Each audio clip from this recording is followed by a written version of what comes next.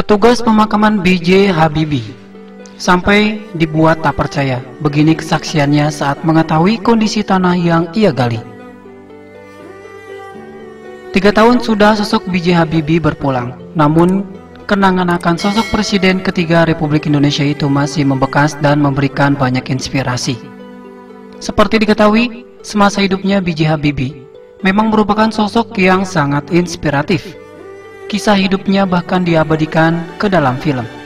Pada Rabu 11 September 2019 lalu, B.J. Habibie menghembuskan nafas terakhir di Rumah Sakit Pusat Angkatan Darat, Gatot Subroto, Jakarta. Dikutip dari Kompas.com, pria kelahiran Parepare, Sulawesi Selatan 25 Juni 1936 itu meninggal akibat penyakit yang dideritanya. Sebelum berpulang, B.J. Habibie telah menjalani perawatan intensif di rumah sakit sejak 1 September 2019. Sebelum prosesi pemakaman sang mantan presiden, salah satu tukang gali kubur makam B.J. Habibie membagikan kisahnya saat bekerja. Hal ini seperti dikutip dari grid.id dari Tribun Jakarta.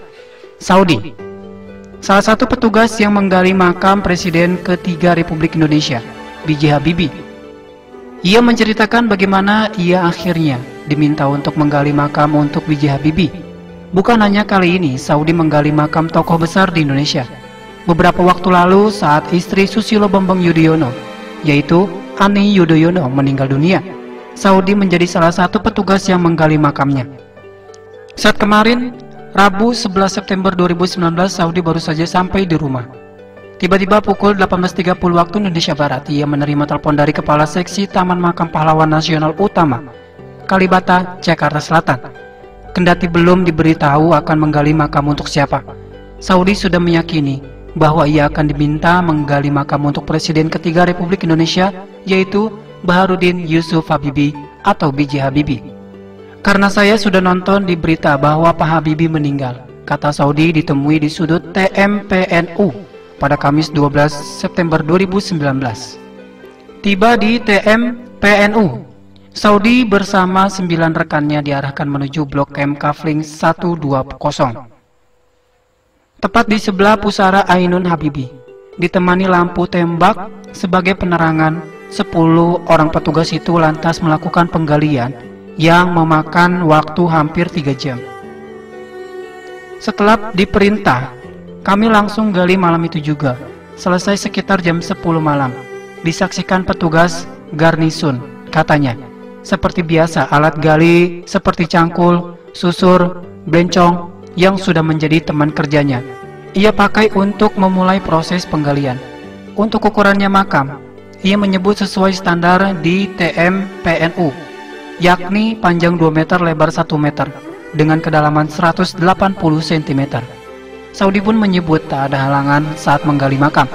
Tanah pun dirasa cukup gembur, sehingga memudahkan proses penggalian. Padahal saat itu masih memasuki musim kemarau. Alhamdulillah lancar semua. 3 jam memang normal dan memang satu tim itu 10 orang anggotanya, kata Saudi. Saudi menyebut selama proses penggalian, petugas dari Sekretariat Negara juga memasang tenda di sekitar area makam. Setelah lubang makam selesai, itu sudah tanggung jawab Setnet, termasuk beliau yang memasang karpet merah di area lubang, kata Saudi. Kendati makam sudah selesai digali, bukan berarti tugas dan tanggung jawab Saudi dan para petugas pemakaman selesai. Ia tetap bertahan di area pemakaman sampai proses pemakaman selesai. Petugas penggali makam Saudi 37 tahun menggali makam untuk 2 tokoh besar di Indonesia, yaitu B.J. Habibie dan Ani Yudhoyono.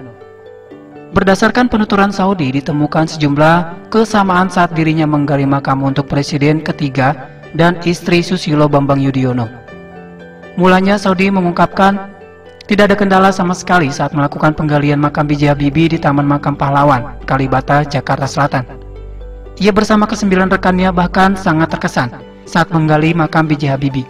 Saudi mengungkapkan tanah yang digali untuk liang lahat B.J. Habibie sangat empuk. Bahkan tidak ada batu atau halangan apapun saat menggali makam selama kurang lebih 3 jam itu. Alhamdulillah, tidak ada kendala. Tanahnya baguslah. Nggak ada batu atau apa, alhamdulillah, ucap Saudi saat berbagi cerita kepada awak media di TMP Kalibata, Jakarta Selatan, Kamis 12 September 2019.